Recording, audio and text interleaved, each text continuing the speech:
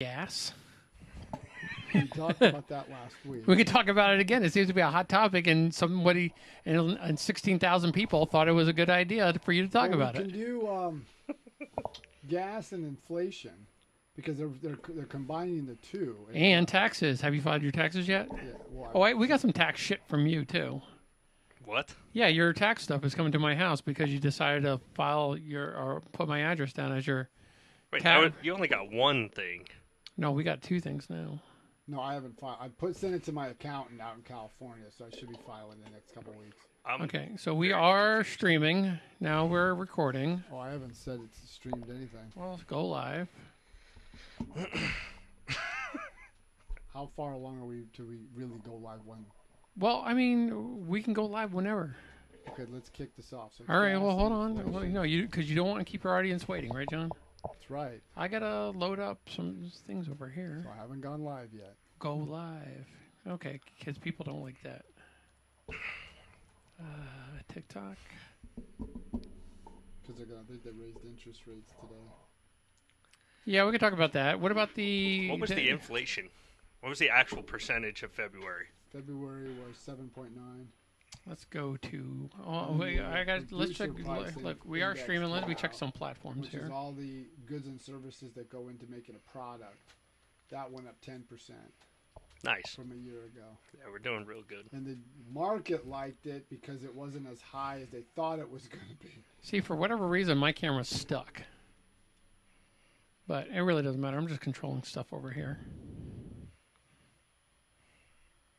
Which is unbelievable. The public is struggling, and you just worry because it wasn't as high as you anticipated. Well, now they found something to blame. Putin. Well, And see, that's the result of every problem Well, now. no, but see, that's the thing that the public is. It's like, no, it's not Putin, it's you. This has been going on, like inflation has been going on all last year. You said it was transitory. Then you changed the word from transitory to something else. Then you blame the pandemic. Then you blame, now it's Putin. Public isn't buying it. Well, they're not going to. Especially coming off of 4 years where it Well, was... that's not what the people look at. They just look at 6 months ago inflation was high. Right. Putin didn't invade Ukraine then. Right. October it was high. November it was high. December wasn't high. January wasn't high. Even February went up to 7.9. But then a guy named Steve Ratner, who was an early Obama economic advisor, especially as it related to the car industry, he said, no, Joe, the invasion happened on the 24th. There's only, 29, how many days? 28 days, or... Can you verify that, how many days were in February? 28 days. So, out of 24 days, out of 28 days, 24 days, there was no invasion of Ukraine. So, this was your fault. Oh, that's something new. Politician getting the blame. Well, the reason I mentioned him because he was a Democrat. And then, like Larry Summers said when he passed his American Rescue Plan, Test. Okay. he said the same thing. This is going to cause inflation. And they said, oh, no, it's not. And I'm like, so how are you going to spend $3 to $5 trillion not cause inflation?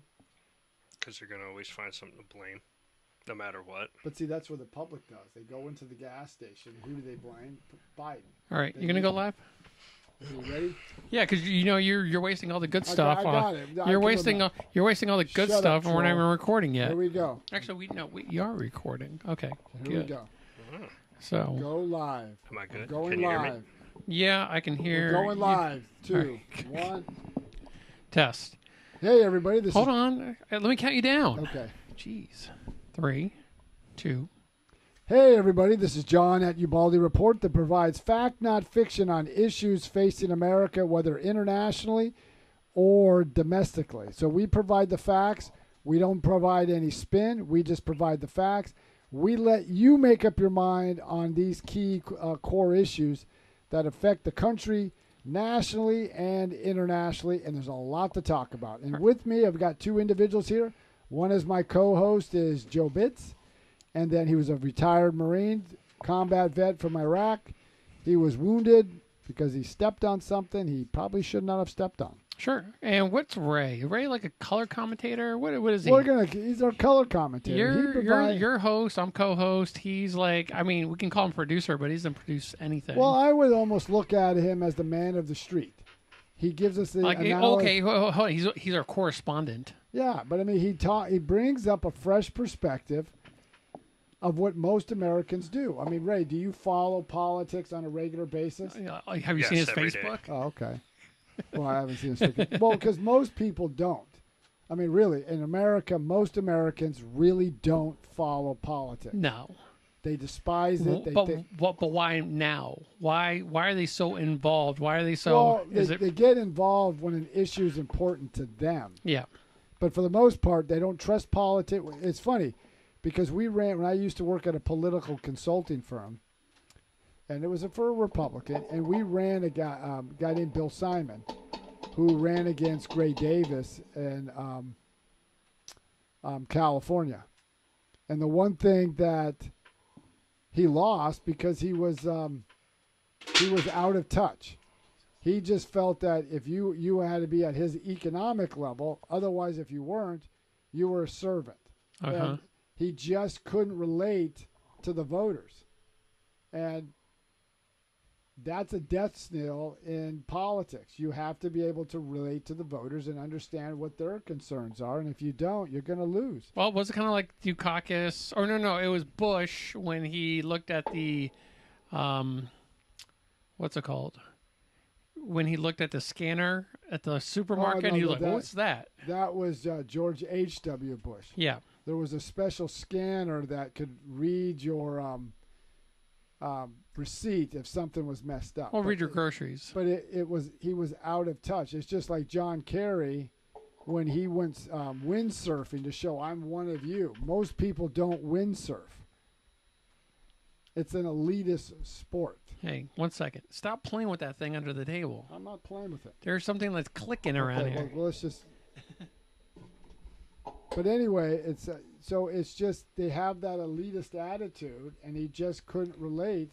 And it's kind of ironic. Donald Trump is a billionaire, and he was relatable to the average people. But that's why he was Donald. That's why he was Donald Trump. But he had a good work ethic. Yeah, but it's just like Franklin Roosevelt. Franklin Roosevelt grew up in wealth his whole life, but he was relatable. The public related to him because he could relate to them. And take Hillary Clinton, minus what we think of her and her policies, but she was not relatable. It's just like when she fell and she had to be taken, was carried by her Secret Service agent, and they took her not to the hospital, they took her back to her hotel room. Yeah. And a doctor came to her hotel room.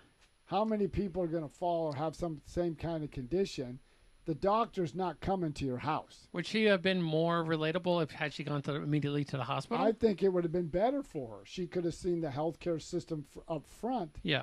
And it would have been more relatable. Because how many people, if you fall or get hurt, I'm going to go home, the doctor can come to my house. That ain't going to happen. Now, it was kind of like lingering in my mind about, has this president done anything for America at all since he's been in office? Because Trump was like America, America, America, America, America, and then a lot of people were saying, "Hey, we like this president because he supported us. He worried about us first." This bill came by where Congress had to pass.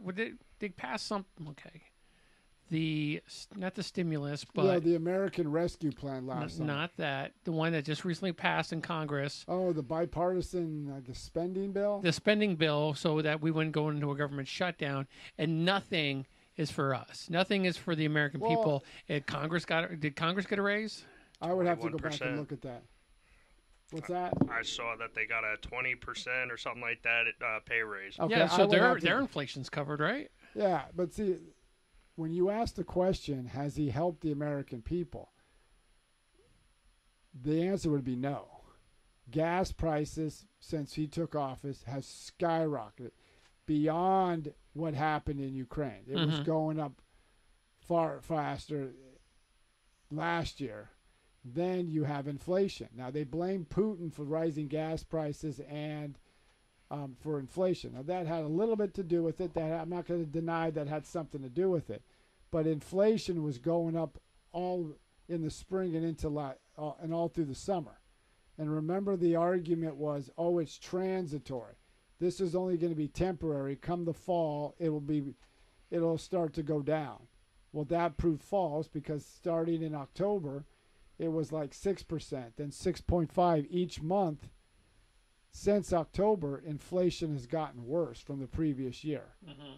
And then look at gas prices. Okay, I got the invasion of Ukraine, and I was on a radio show that talked about this. And we had a previous podcast that talked about rising gas prices.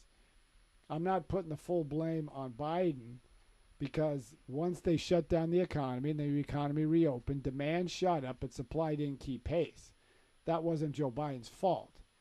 But since he became president, he's done everything to restrict the supply of energy, starting with the Keystone XL pipeline, then other pipelines. Then he stopped permits on new and existing pipelines, ended leasing on federal lands. And then the one thing that people don't know is he has the Federal Reserve and the SEC, his appointments to both those institutions are doing everything they can to limit capital flowing to the energy sector. But now he's going around the world, like to Venezuela, to the OPEC, Iran, to try to get them to increase energy production to drop prices here. Yeah. So now, part of that $1.3 trillion plan, some of that money, do you agree that we should have sent some of that money that we passed, some of that money's going to Ukraine?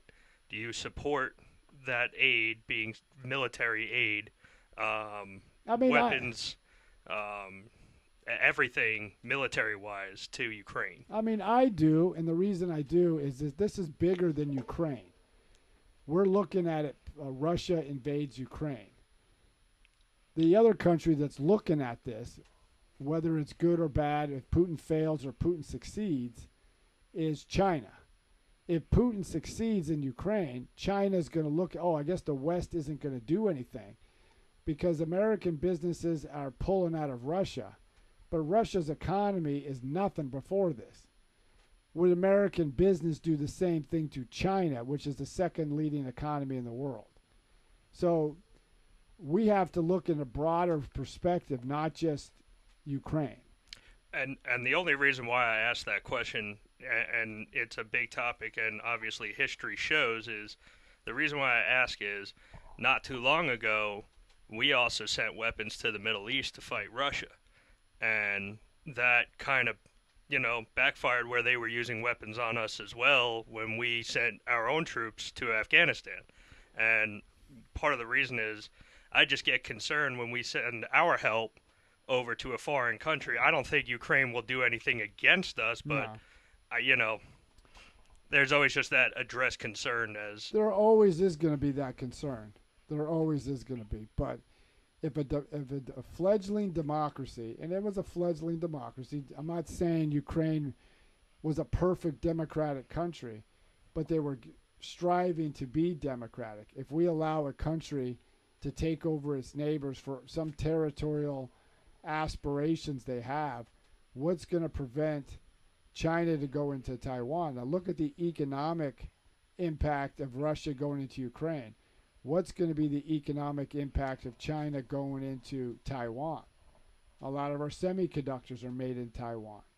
So we have to look at that, and if we let one precedent go, it's going to cause ramifications. Now for me, when it comes to that spending bill, beyond just what was spent on Ukraine, what else was in there? Because everybody blames tax cuts for ballooning the deficit. That's false. The Washington Post gave President Biden 3 Pinocchios for saying that only the top 1% benefited. He goes, that's totally false. 80% of the benefit went to the bottom half. Their wages went up. Jobs were increased from there. But what happens when the tax cuts, starting from the first tax cut with John Kennedy, That was later passed by Lyndon Johnson. Then you got the Reagan tax cuts and the Bush Jr. And then there was the Trump tax cut. The spending never got reduced. How many agencies are out there that outlive their usefulness? Too many. Remember during the pandemic, they sent a lot of federal workers home because they were non-essential? Yes. Well, if they're non-essential, why do we have them there? I mean, even the military. I was a big proponent that military overspends on weapon systems. We spend on things that we don't need. And this may be controversial. I don't think the military in CONUS, continental United States, needs a commissary. I mean, think about it. I live outside MacDill Air Force Base. Within a 5-mile radius, there's a super Walmart, a super Target, and 3 or 4 grocery stores, Publix, Winn-Dixie, and others. Why do you need a commissary that gets subsidized by the federal government to the tune of over $1 billion? I like this because I think there could be a federal tax break for all businesses, small and large, including corporate, that offer that 10% military discount, like across the board. So, like if it's like Walmart, Target, it could be Publix, it could be mom and pop stores.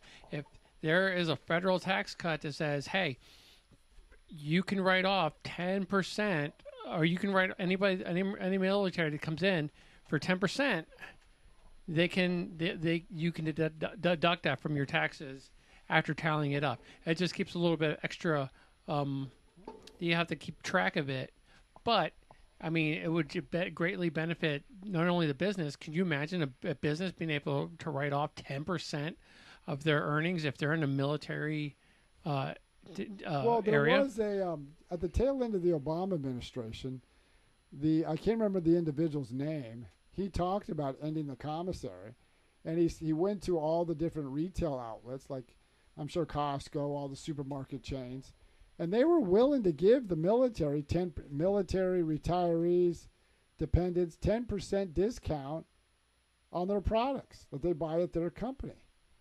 It was very controversial because I even had a sergeant when I was in my unit. I mentioned that. He goes, "Oh, how dare they? They got to find cuts somewhere else." And that's what everybody says. Cut someone else's program, just not mine. And we have to look at the mission of the military. What's the mission of the Department of Defense? Yeah. Is 1, to prevent war, and 2, to protect the homeland. Is it set up to have a commissary system, which is like a supermarket? Because the commissary system came out of the 19th, early 20th century when bases were at the far-flung of the country in the middle of nowhere, and there wasn't a lot of places for them to shop. So what Aaron and I went down on base yesterday, and just looking at everything, you're not getting a deal just because you're not paying taxes on it. No, exactly. I think it's almost like they know the tax, so they kind of adjust it for Correct. that. Because I don't know if they have to pay tax. I don't know what the PX or the BX has to do. A lot of it's you don't pay the tax, but I mean. But I'm saying when they're purchasing those goods, but it's there's no deal. But so you're getting older stuff, so it's kind of it's antiquated. On top of the fact that you might find a rare deal every once in a while, but I can go to a flea market or I can go to someone's garage sale and almost get the same thing. But you go to a Walmart or you go to a Target or a Best Buy, and you can get far better quality at a better price. So, but it's just, to me, it's outlived its usefulness. It was for in the early part of the 20th century, but we're in the 21st century where there's retail outlets all over the place. So bottom line, you basically would say commissaries out, trade it for just the everyday public Walmart, Target, or small business. They could save money. Yeah. Or what they could do is not fund the commissary and put like a Kroger's or a Publix, which is a supermarket, and you be on base, but we're not going to subsidize you. And the thing is that Publix or Kroger's would actually pay for that space versus vice versa. Correct. So they could be like, you can have a Kroger's here, but you just have to cut a deal for our, Whatever, or even if they just whoever came up with Well, because you're right, because there's a Dunkin' Donuts, there's a Starbucks, there is, like a dry cleaner of some sort. There's a tattoo parlor. There's actually an actual tattoo parlor on McDill right now. I saw that. But you also you have the food court. You have a Charlie's Steakhouse. You have a Taco Bell. You have a Subway. So you're onto something there where a company can take over that shopping area, give maybe a better shopping experience to those people with better products. Well, now the other thing they need to look at, I don't know how the other services work, but it's got to be the same concept. Mm-hmm. We have something called Serve Mart in the Marines. Yeah. Which is like a combination of Home Depot, Lowe's, Office Max, Office Depot. Why do we have that in the continental United States? Why can't each battalion get a credit card and go out in town and find the best deal? Because you have a comptroller at every battalion. Yeah. He could say, here's my budget, here's what I need. Everybody has a budget. Here's what I need, and I get it approved. Why do we need to have this on base? Why do we have civilians doing this when we can go out in town? Because Home Depot and Lowe's or even Ace Hardware sometimes have better product, better deals than you get on base. Yeah, but there are a lot more of a wholesale. Or there's wholesale things. Yeah, especially when it comes to products of goods, foods, and services, stuff like that. You can definitely get it a lot less. You can get a better value. Including to the point where, I know a lot of small businesses that they get the majority of their products from Costco, Sam's Club, correct, BJ's, and the thing is that there's an actual if you're a commercial business, you can actually go a little bit lower and you can pay wholesale prices. So they're cutting into their margin a lot. See, now there's a lot of things that the government needs to look at. Now here's another radical one. That I mentioned this once before on my radio show that I do, is if I was president, I would move the Department of Agriculture out of D.C. Where would you move it to? Where its constituents are at, the Midwest, okay. Iowa, Nebraska, some of those states. I would only keep those individuals, and that would be very lean, who deals with legislation. Everybody out, you're going to deal with your constituents where the farming community is in the Midwest. I like that idea. Especially a lot of the problem with government nowadays is that when the administration comes in, it's their buddies move in with them, and it's just kind of it's extremely political, where the person's just trying to get by for another year or 2 years or whatnot. Can you say that again? All right, so we do have a question. What's the question? Got to get used to this. Let me hit accept. Okay, we got a versus. I don't know what this is. Okay.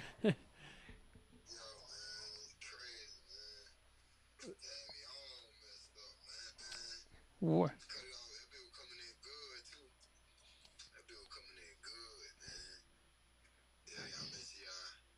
Well, it's good to have you on the program. How are you doing? Now, where are you located at? What's up, Fossy Net? What's going on, everybody? Man, I was at 16X, and Buddy bust me. Took my whole crown, man. Okay, we're having an awfully weird experience here, but yeah. Cool. What's up? Crazy part about it was he wasn't doing like this. He took me on through Can you end that?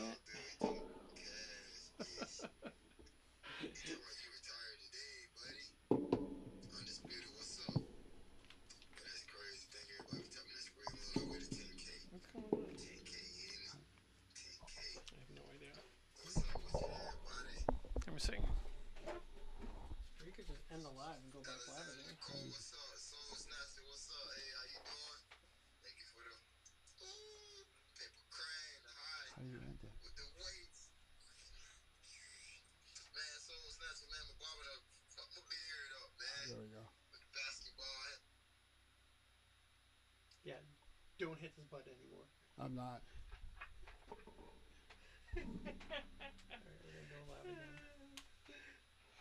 Okay. Hold on.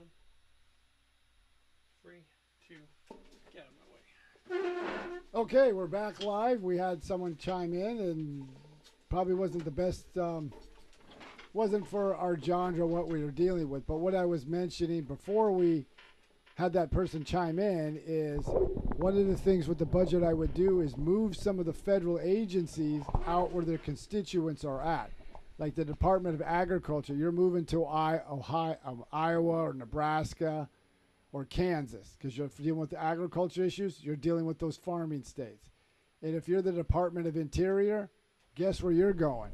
You're going out with your constituent. That could be Montana, South Dakota, Washington State, anywhere that deals with a lot of national forest type or national resources. And we would consolidate the offices of those entities into one.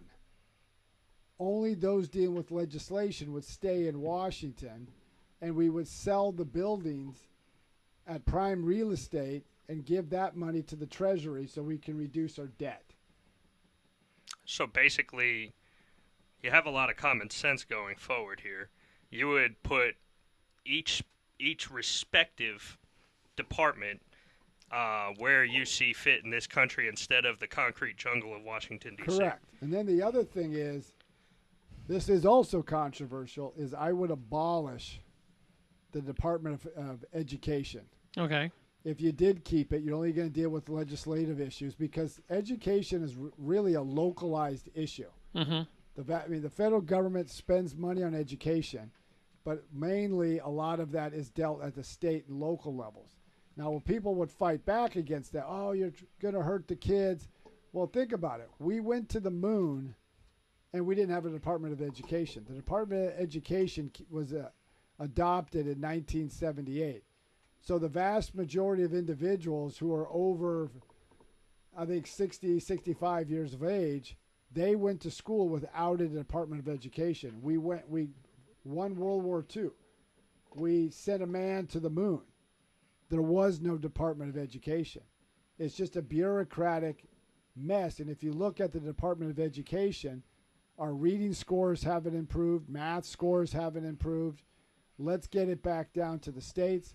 If the federal government is going to have some type of role, it's going to be a minor role, but it's only going to be like a small office. It's not going to be this big behemoth of an organization. Yeah. All right. So, kind of going. So we got to burn up about maybe like 5-10 minutes. What else we got? Well, the other thing is, President Zelensky spoke in front of Congress today, and one of the things he wanted was he definitely wanted a no-fly zone. That was a non-issue, and I would agree with both Republicans and Democrats, and I would agree with President Biden not to do a no-fly zone. What does that mean, no-fly zone? Well, they would prevent any Russian aircraft from entering Ukrainian airspace and other items. I think maybe even cruise missiles or anything like that. But the problem is, a lot of the support network for Vladimir Putin, like his cruise missile launches, come from Belarus or come from Russia proper. Okay. So we're not going to bomb Belarus or Russia proper. It's just not going to happen. And if we get involved in a no-fly zone in Ukraine, inadvertently we're going to be going up against Russian pilots. Not saying American pilots aren't capable, but is that what we want? Where it's going to be a shoot down or an incident where we're going to have to shoot down a Russian plane. This isn't Iraq where we had a no-fly zone or the Bosnia-Herzegovina, Serbia area. This is Russia has capabilities, so that would be a non-starter. Their capabilities seem weak, though. I well, mean, but they still have anti-aircraft capabilities. If we did a no-fly zone, you would have to take those out. A lot of those are located in Belarus and in Russia. So basically, Russia bombs a NATO country. Everybody gets involved.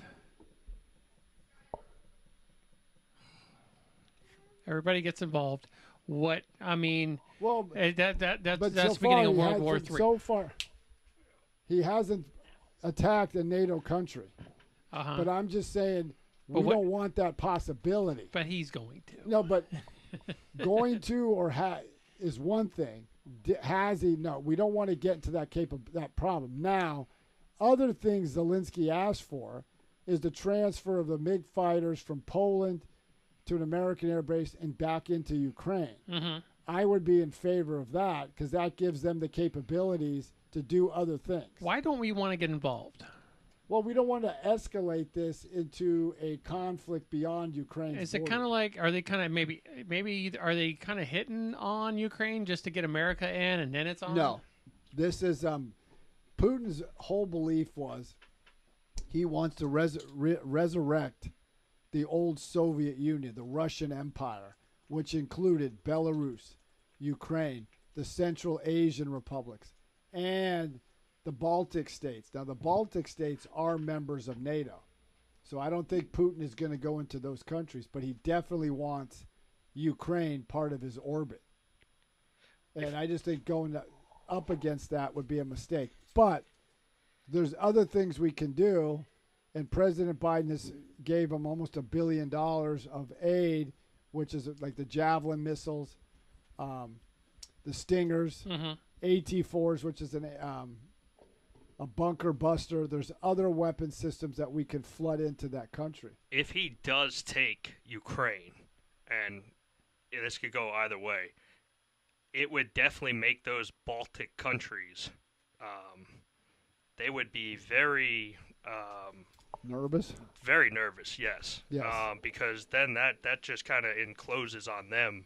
And then what does Putin do at that point? Do you think he would go after specifically those Baltic countries, or do you think he would go into Poland? No, I think at this point, because of the military actions of his own military, was suspect at best.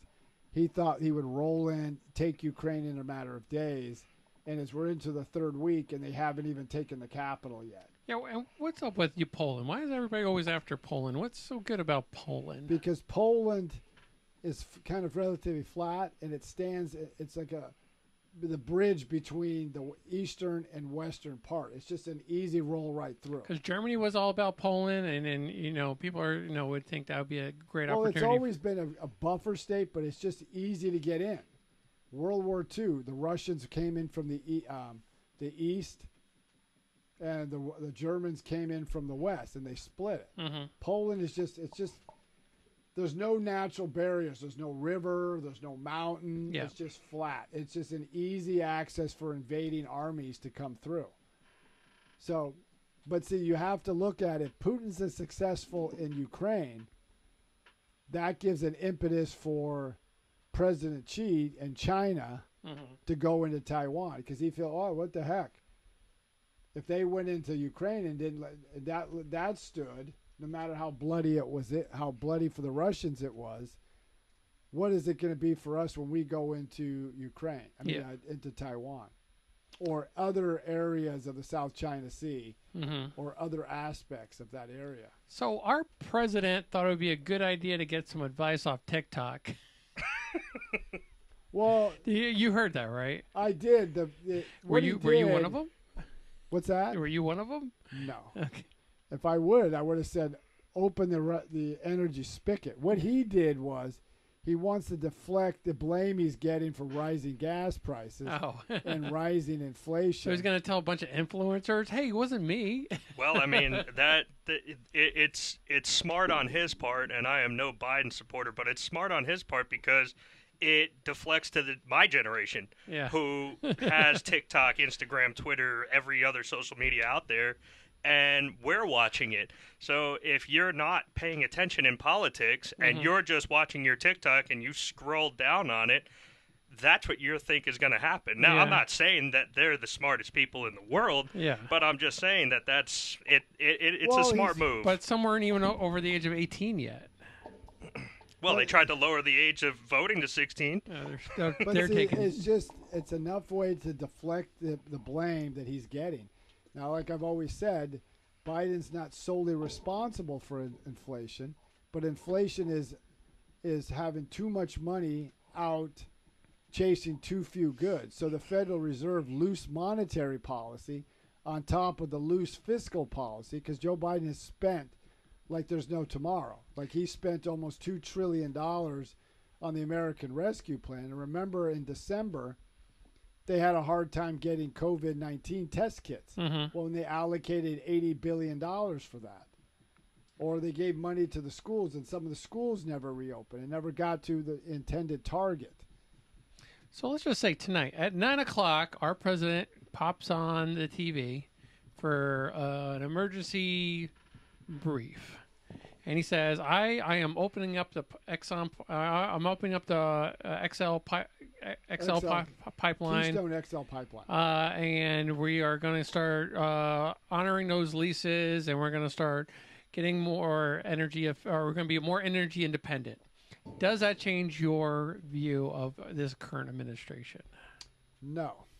And the reason is President Biden can do exactly what you said. We're going to restart the Keystone XL pipeline. We're going to honor existing leases and any new leases. We're going to give these energy companies permitting. We're not going to be so hostile to the energy companies. But I listened to an energy analyst, and this would make sense. This may work now, and a lot of these areas where they want to drill, sometimes it takes a year to 3 years before they begin finding the energy they need. They have to get the equipment, they have to get the personnel. But the biggest thing is, what's going to happen a year from now or 2 years from now? You invest all your money, then all of a sudden, we don't like you anymore. We're going to go back to being this anti-energy for our administration. And that's the problem I see, and that's where the energy companies are looking at. They're looking at, okay, we invest all our money, then all of a sudden you're going to pull the rug out from us again, and we just wasted all our money. So I don't see, well, here's an example. He was doubling down until she pulled her name on Sarah Raskin to be on the Federal Reserve as an oversight for banking. She was stated in an interview that her goal is to end energy as we know it. And that's why she didn't get it. Well, because Joe Manchin, the Democratic Senator from West Virginia, said, oh, no. Your anti-energy platform is wrong for this time and issues that we're facing today. That's one of the things I mentioned long before Putin decided to mass his troops on Ukraine. You want to hurt Russia? Crater the energy market. We can be energy independent. Our energy is far cleaner than Russia, Venezuela, OPEC, and Iran. So why not create jobs here? But they won't do that because he's captivated by that progressive left who's against any type of fossil fuel. They even want to put a energy tax, meaning if you pump 300,000 barrels of oil a day, you get taxed 50% on the current. Let's just say, make it easy math. If oil is trading at $100 a barrel, and it was trading at $50 a barrel in January 2021, and prior to the pandemic, it was probably trading, let's say, $45 a barrel. Yeah. You pay a tax on the difference, and that money gets sent to the people. Yeah. All that would do is what Jimmy Carter did in 1979, 1980. Same thing. And what happened? Domestic oil production plummeted. Well, it's funny how Pete Buttigieg and like Stephen Colbert are like, hey, just go out and get yourself an electric vehicle. But the trade-off is not the same. Even if you were broken down on the side of the road, if you had a dead battery, they would still need a vehicle that had gasoline to produce electricity to charge you enough to get you to your station. The stations right now are controlled by some kind of electricity that is being generated by some kind of fossil fuel, whether it's gas, coal, or oil, and then to the point where we're not getting a good, they're trying to say, oh, we'll just do this because they're going to find a way to tax you per charge on your electric vehicle one way or the other. But, Joe, here's the point. When Pete Buttigieg and Stephen Colbert mention drive an electric vehicle. I mean, I don't know what your finances are. I don't know what many Americans' finances are.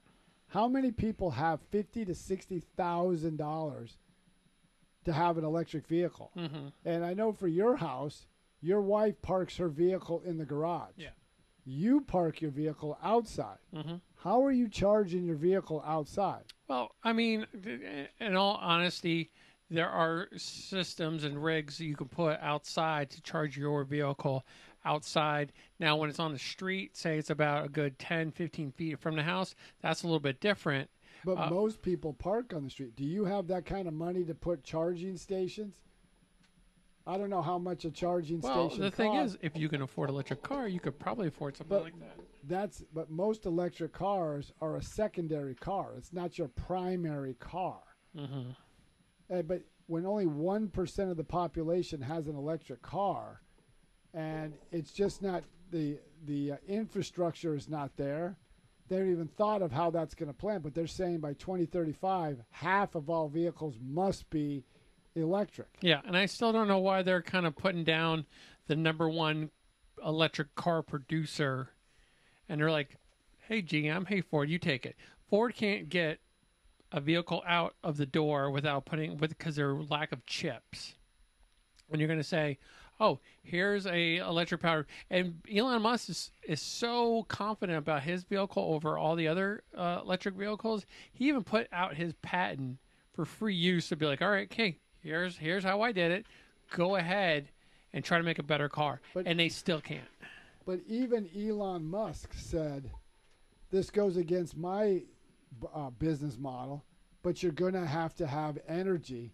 That means fossil fuel. Now, my whole understanding would be, in order to maybe our vehicles the number one producer of the carbon that is released in the air? I believe so, but I would have to verify, see how they break that down. Or is it the businesses? So if you have a lot of these industrial businesses, if you can convert their power to a solar power, which is a little bit more obtainable, and there's less businesses to go around to reduce that carbon footprint, you can increase.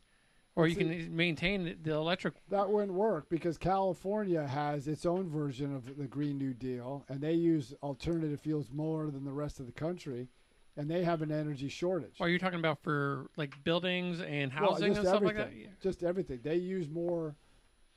They get more of their energy from wind and solar than any other state. But they have a energy shortage because they cannot produce enough energy to meet its needs. It looks like there's always going to be something in the way of something else. Like there is like a solar farm, which is it's a bunch of mirrors pointed up to like this large cylinder that creates heat that goes into a vat of water that creates steam that turns a turbine that turns that powers electricity. Except they didn't want to do that. Know why? Because if a bird flies over too close, it's going to come down cooked. And then you got the environmentalists saying, well, you're killing birds, so you can't have that. A lot of Bezos just invested some money into like a fusion chamber, which is like fusion generator. It's nuclear power without the nuclear Correct. power. I've heard of some of that stuff. But nobody wants to put the funding over there because you can produce one plant and that's good. But as soon as one goes crazy or haywire or breaks down... But see, the technology is not where everybody thinks it is. I think they've been watching too much science fiction to believe. But just to do that within 20 years, and within a 10-year period, it's just like Pete Buttigieg said, this is what Americans will see the benefit in 20 years. Well, you're struggling now. You're going to wait for the 20 years to see the benefit? Yeah, because let's not think. It took us over 100 years to figure out to get a light bulb to last forever. Switching it just from LEDs. So, I mean, there's a big gap there before we go from burning fuel to having some renewable energy source. It's not renewable energy source, it's a reusable energy source where we really need. But then there's the other problem is what goes into a battery? Lithium and cobalt. Yeah. Hunter Biden allegedly sold an American or helped an American conglomerate sell the largest cobalt mine in Congo to China. Oh, Now, that's great. So China controls a lot of the rare minerals that go into this. yeah. If you're all about the environment, how do you think they mine this stuff? It's not like you have in America. Mm-hmm. You have child labor, kids going into these mines to get this stuff. So, and then how do you dispose of this? How do you fix it? It's just not feasible at this point. Yeah. And people need to realize that. But look at Germany, look at Europe. Europe utilizes far more renewable energy than the United States, and they're in an energy shortage, and they needed to make it up. That's why they signed these deals with Russia. Mm-hmm. That may be changing. We can sell them and our natural gas is far cleaner than the dirty energy coming out of Venezuela, the Saudis, or the OPEC nations, or even Russia. Yeah. All right, John, so how can they get a hold of us? You can get a hold of us by going to ubaldireports@gmail.com, or you can check us out on our social media platforms. That's Facebook, Twitter, Instagram, TikTok, which we did a very good TikTok video yesterday. Got over 16,000 views, and we went over 3,000 followers. So keep following us on TikTok. And you can go to Ubaldi Reports group and check us out. All right, and the Elite live stream will constantly improve by week. So just keep with us on that, and we will talk to everybody soon. Yeah, keep listening to Ubaldi Reports, and tell your family and friends about Ubaldi Reports. Till next time, keep listening to Ubaldi Reports.